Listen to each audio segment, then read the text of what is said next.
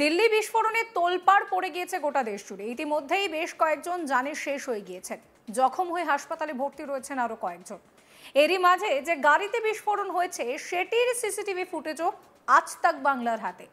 CCTV ফুটেজে গাড়িতে যে ব্যক্তিকে দেখা গিয়েছে তার নাম ডক্টর মোহাম্মদ উমর। ইতিমধ্যেই উমরের মা এবং ভাইকে হেফাজতে নিয়ে জিজ্ঞাসাবাদ শুরু হয়ে গিয়েছে। এই বিষয়ে এবার যেটা প্রশ্ন, যে কে এই উমর, কিভাবে সে এই পুরো ঘটনাটা ঘটালো। এখনো পর্যন্ত যা জানা যাচ্ছে তা হলো এই ডক্টর ফরিদাবাদের আল ফাহাল মেডিকেল কলেজের একজন চিকিৎসক হিসেবে কর্তব্যরত ছিল।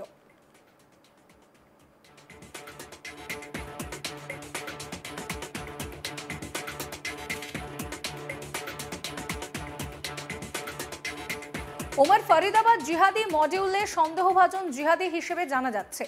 পুলিশের উদ্ধার করা ভিডিওগুলোতে দেখা যাচ্ছে ওমর বিস্ফোরণের কিছুক্ষণ আগে কালো মুখোশ পরে পার্কিং লট থেকে গাড়ি চালিয়ে বেরিয়ে আসে। সিসিটিভি ফুটেজে দেখা যায় গাড়িটি বিকেল 3:19 পার্কিং লটে প্রবেশ করে এবং সন্ধ্যে 6:48 চলে যায়। তার কিছুক্ষণ পরেই ঘটে এই বিস্ফোরণ।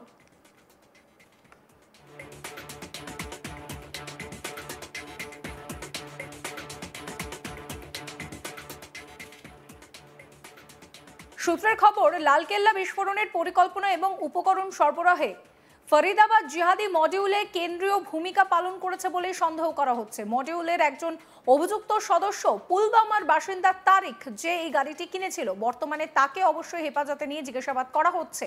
তদন্তকারীরা গাড়ির মালিকানার শৃঙ্খলের ভূমিকা অত্যন্ত গুরুত্বপূর্ণভাবে তদন্ত করে দেখছেন। হাত বদল হতে পারে এবং তারপর গাড়িটি অবশেষে উমরের কাছে পৌঁছায়। রেকর্ডে দেখা যাচ্ছে গাড়িটি বেশ কয়েকবার হাত বদল হয়েছে। মোহাম্মদ সালমান থেকে নাদিম, তারপর তারেকের কাছে পৌঁছানোর আগে একজন ব্যবহৃত গাড়ির ডিলারের কাছে পৌঁছায় গাড়িটি, তারপর সেটি উমরকে বিক্রি করা হয়। এনএসজি এবং ফরেন্সিক ল্যাবের টিম বিস্ফোরণ স্থল থেকে অবশিষ্টাংশের নমুনা সংগ্রহ করেছে, যাতে ব্যবহৃত বিস্ফোরকের ধরন নির্ধারণ করা যায়, যার মধ্যে নাইট্রেট বা টিএনটি অন্তর্ভুক্ত বলে মনে করা হচ্ছে। পুলিশ ফরিদাবাদে অবস্থিত একটি আন্তঃরাজ্য জিহাদি নেটওয়ার্ক এবং নিষিদ্ধ সংগঠনের তদন্তে জড়িত থাকার কয়েক ঘন্টা পরেই এই বিস্ফোরণটি ঘটে। এর আগে প্রায় 360 কেজি অ্যামোনিয়াম নাইট্রেট, যা ইম্প্রোভাইজড এক্সপ্লোসিভ ডিভাইস বা আইইডির এই মূল উপাদান, এবং আরও 2500 কেজি বিস্ফোরক তৈরির রাসায়নিক বাজেয়াপ্ত করে। আধিকারিকরা মনে করছেন যে ওই একই নেটওয়ার্ক দিল্লিতে বড় আকারে জিহাদি হামলার পরিকল্পনা করছিল। বিভিন্ন সূত্র মারফত জানা যাচ্ছে মধ্য দিল্লির যে কোনো জায়গাকেই টার্গেট করা হতে পারে বলে মনে করছেন তদন্তকারীরা, কারণ গাড়িটি লালকেল্লা থেকে শহরের কেন্দ্রস্থলের দিকে যেতে দেখা যাচ্ছিল। পুলিশ এবং গোয়েন্দারা মনে করছে যে লালকেল্লার জিহাদি হামলায় প্রচুর পরিমাণে অ্যামোনিয়াম নাইট্রেট ব্যবহার করা হয়েছে।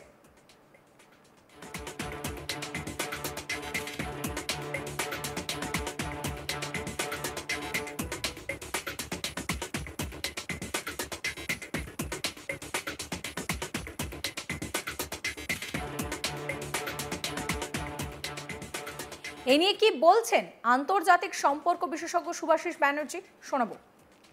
এই মুহূর্তে দাঁড়িয়ে দিল্লি ব্লাস্টের সঙ্গে যে নামটা জড়িয়ে যাচ্ছে সেটা হচ্ছে জিহাদি উমর। আমি আগে আপনার কাছে জানতে চাইবো যে এই উমর কে, এবং তারপর আমি তার এই মডিউল নিয়েও একটু আলোচনা করব। উমর কে? দেখুন, উমর হচ্ছে দাবা খেলার সেই বোড়ে, যাকে বিভিন্ন রকম ভাবে বিভিন্ন রাষ্ট্রশক্তি বলুন বা টেররিস্ট অর্গানাইজেশন গুলো বলুন, যাদেরকে ব্যবহার করে, কখনো অর্থের বিনিময়ে, কখনো স্ট্রেংথের বিনিময়ে, কখনো কোনো ব্ল্যাকমেলিং এর বিনিময়ে, বা কখনো ব্রেন ওয়াশ করিয়ে, এবং এদেরকে ব্যবহার করে বিভিন্ন রকম রাষ্ট্রশক্তি তাদের থেকে যে যে অ্যাডভান্টেজ পাওয়া যায় সেই অ্যাডভান্টেজের রাস্তা তারা তৈরি করে। এবং এই উমর এই বড় দাবা খেলার একটা বোড়ে ছাড়া আর কিচ্ছু নয়। এবং সেটাও বুঝতে হবে যে এদের প্রশিক্ষণ দেওয়াই হয় যে একদিন এদেরকে নিয়ে যেন আমরা আলোচনা করি, এবং এদের ভয়ানক মৃত্যু এবং এদের ভয়ানক যে অন্তিম সময়, তার জন্যই এদেরকে বিভিন্ন রকম প্রশিক্ষণের মাধ্যমে প্রস্তুত করা।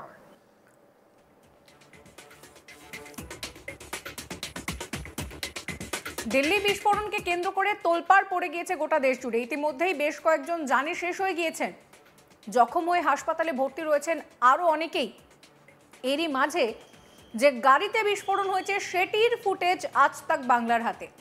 সিসিটিভি ফুটেজে যে ব্যক্তিকে দেখা গিয়েছে তার নাম ডক্টর মোহাম্মদ ওমর। ইতিমধ্যেই তার মা এবং তার ভাইকে হেফাজতে নিয়ে জিজ্ঞাসাবাদ করা হচ্ছে। তার দিদি পরিষ্কার বলছেন যে ওমর এই ধরনের কাজের সঙ্গে যে যুক্ত থাকতে পারে তা তারা বিশ্বাস করছেন না, কারণ ওমর কিতাবি কিরা, মানে সে বই পড়তে ভালোবাসতো বলে তার দিদি জানাচ্ছেন। গত শুক্রবার তার সঙ্গে তার দিদির কথা হয়, তখন সে জানিয়েছিল যে সে সামনেই পরীক্ষা রয়েছে, সে পড়াশোনা নিয়ে ব্যস্ত, সে লাইব্রেরিতে রয়েছে, সে বই পড়ছে। এই ওমরের পরিবারের কাছে এই ওমর একমাত্র মানুষ ছিল যে আশার আলো ছিল, কারণ এই পরিবারের দিন আনি দিন খাই অবস্থা। তারা ভেবেছিলেন যে ওমর হয়তো তাদেরকে সেই যে দারিদ্রতা সেখান থেকে বের করে আনবে, কিন্তু দেখা যাচ্ছে যে ওমর এই ঘটনার সঙ্গে সরাসরিভাবে জড়িত।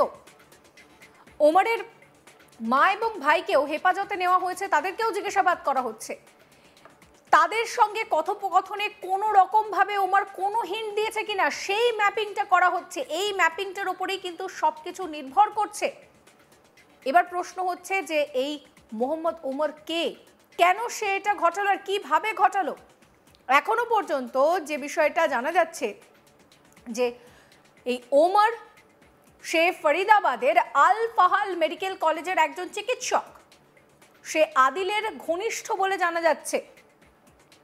তার আরেক বন্ধু মুজাম্মেল, তাকেও গ্রেফতার করা হয়েছে। এদের সঙ্গে পুলওয়ামা হামলার একটা যোগসাজশ রয়েছে। ওমর ফরিদাবাদ জিহাদি মডিউলের সন্দেহভাজন জিহাদি বলেই জানা যাচ্ছে। পুলিশের উদ্ধার করা ভিডিওতে দেখা যাচ্ছে ওমর বিস্ফোরণের কিছুক্ষণ আগে কালো মুখোশ পরে পার্কিং লট থেকে গাড়ি চালিয়ে বেরিয়ে আসে।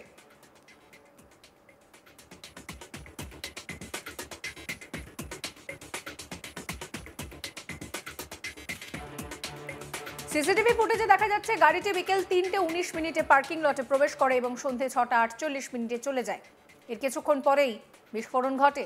সূত্রের খবর, লালকেল্লা বিস্ফোরণের পরিকল্পনা এবং উপকরণ সরবরাহে সেখানে কিন্তু এই ফরিদাবাদ জিহাদি মডিউলের যে ভূমিকা, সেই ভূমিকাকে খতিয়ে দেখা হচ্ছে। মডিউলের একজন অভিযুক্ত সদস্য পুলওয়ামার বাসিন্দা তারেক এই গাড়িটা কিনেছিল। বর্তমানে অবশ্য তাকে হেফাজতে নিয়ে জিজ্ঞাসাবাদ করা হচ্ছে। তদন্তকারীরা গাড়ির মালিকানাধীন শৃঙ্খলের ভূমিকা তদন্ত করে দেখছেন। হাত বদল হতে পারে গাড়িটির। অবশেষে তা ওমরের কাছে পৌঁছায়। রেকর্ডে দেখা যায় গাড়িটি বেশ কয়েকবার হাত বদল হয়েছে। মোহাম্মদ সালমান থেকে নাদিম, তারপর তারিকের কাছে পৌঁছায় এই গাড়িটি। এরপর এই গাড়িটি এক ডিলারের কাছে পৌঁছায়, তারপর তা ওমরকে বিক্রি করা হয়। এনএসজি ফরেন্সিক টিম এই মুহূর্তে ঘটনাস্থল থেকে নমুনা সংগ্রহ করে তদন্ত করছে।